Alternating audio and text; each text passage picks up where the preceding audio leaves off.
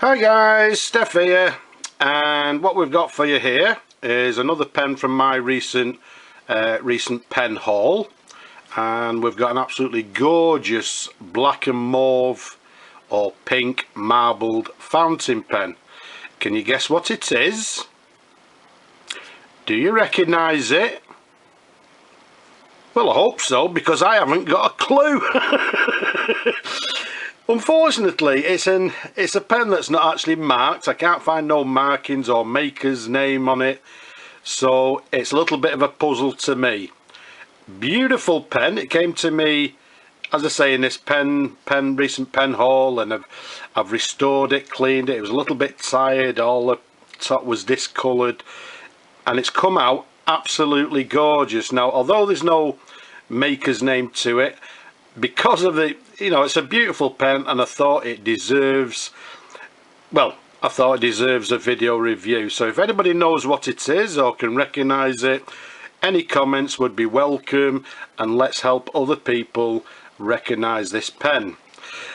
The size of the pen, from the top of the cap to the bottom of the barrel, around about 125mm capped. It's quite a slim barrel, and it's measuring approximately about 10.5 in diameter, so quite a slim pen. Although saying that, it's quite a longish pen. If we take you to the cap there, you can see it's got this quite a thin cap band to the bottom of the cap there, and then let's show you this clip here. Now, unfortunately, again, sometimes you can recognize pens by the clips. I don't recognize it, so if anybody does, again, any information would be helpful. To the very top of the cap there, you can see we've got this lovely black cap stud there.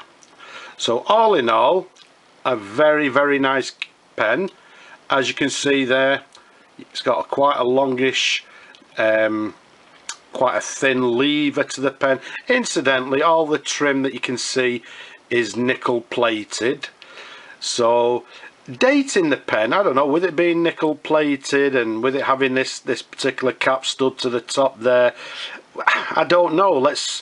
I'm going to date it maybe round about the 1940s. It may be earlier, it may be later, I don't know, but I'm going to date it the 1940s.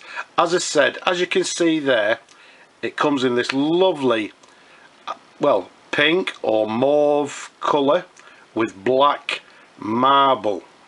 Absolutely gorgeous. As I say, the fact that it's not got a name to it, I thought, well, it's come up absolutely beautiful once I've restored it, and I thought it deserves a video review. So let's unscrew the cap. Let's show you the pen, different angles. As I say, it was a little bit tired, a little bit tattered and torn. We've cleaned it, we've put a new sack in it, we've polished it. As I say, all the black sections were, normal in these cases, were literally sort of greeny colour, so we've managed to polish them out. You can see the section there has got a slight taper towards the nib, slightly concave as well, and it's quite a small section. Although saying it's small, it's still nice and comfortable to hold. So as I say, there's the section. If we show you the nib, unfortunately the nib doesn't give us too much information, i.e. with regards whose pen it is, because it's got a warranted 14 karat first quality nib. It says quite a smallish nib as well. Now if we show you a sideways view like that, and then let's turn it over, and again you can see, well, quite a standard sort of feed to the back of the pen there. But all in all, again, a beautiful little pen in lovely condition. As I said, I've put a new sack in it, so, well, I suppose it's as good as time as any to test the pen. So what we do, let's bring on some ink. Unfortunately, oops, I'm not too much prepared. There we go, just get some tissue. So let's dip the nib in the ink and pull on the lever, and I'll be quiet at this point. Okay, so not too much noise going on, so hopefully everything's hunky-dory with that. Let's Pop the ink to one side, and what we've got here is a brand new pad, so this should keep us going with some reviews for quite a while. So let's see how it writes. So we've got a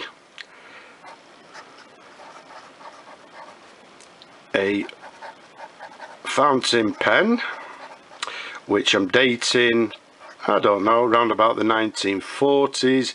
It may be earlier. It's writing very nicely.